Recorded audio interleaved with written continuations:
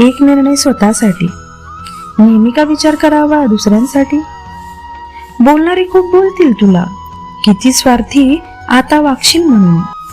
आता न काही ऐकू येईल बोलजनांचे, मी तर ऐकेल फक्त माझ्या मनाचे. स्वतःच्या आयुष्याच्या नवीन वाटा, का जगू नये स्वतःसाठी? सतत झटावे का हो इतरांसाठी? मग कुठे बिघडले निर्णय घेऊन स्वतःसाठी? नेहमी आम्ही स्त्रियांनीच का त्यागावे? कधीतरी तुम्ही सर्वांनी तिला समजून घ्यावे. आतापर्यंत सांगून खूप झाले, ऐकले तर आजपर्यंत कुणीच नाही. जातील सोडून तुझला सर्वजण, जेव्हा तू झिजलीस यांच्यासाठी जन्मभर, तरीही ना मी समजले यांना कणभर.